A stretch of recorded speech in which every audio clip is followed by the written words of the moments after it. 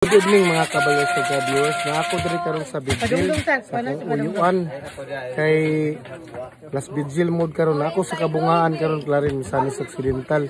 Akong uyuan nga si Samson Terrace ba. Kuan mo gud. Las Vigil mo gud niya diri mga kabalos lang nang laag mi karon diri sa akong mga igsuon pod. Ako mga parente diri nakita gud ni mga parente diri tanan. Pakita na nimo mga ka-viewers sama. Ya, ako ni pakita ang mga igagaw na ko diri. Kalisod no nasas kainit nasas suffering igsuon.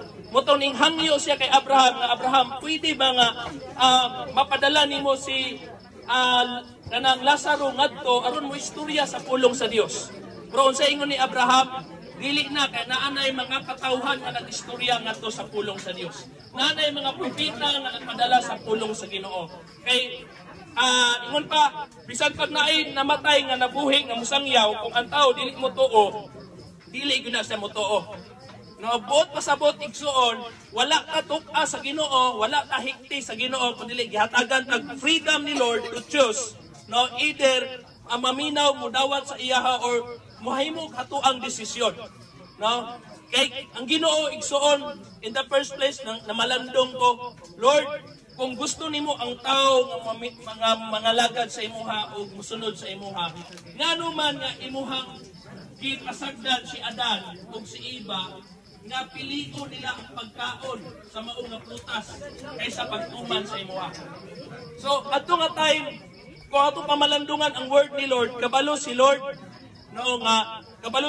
nga kanang matintal or tintalon gayon ang tao. Pero wala niya pugni, wala niya gikontrol. Okay, Adan ayaw gyud kaon usay mahitabo or iba ayaw gyud kaon. Pero adto nga time igsuon no gipasagdan sa Ginoo kay gusto makita ni Lord igsuon kung ato pagyud sayang pilion.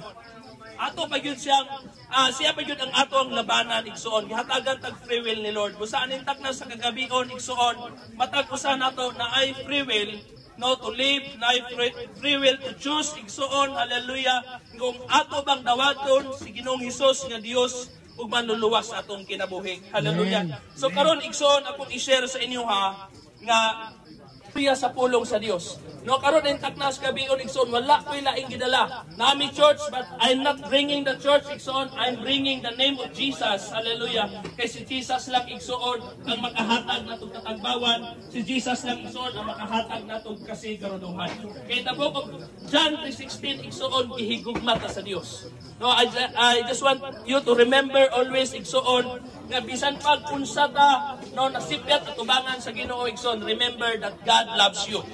Mo bitaw nang naay pulong sa Ginoo igsuon sa story sa Bible, naay dato og si Lazaro igsuon. Hallelujah. Short lang ni ang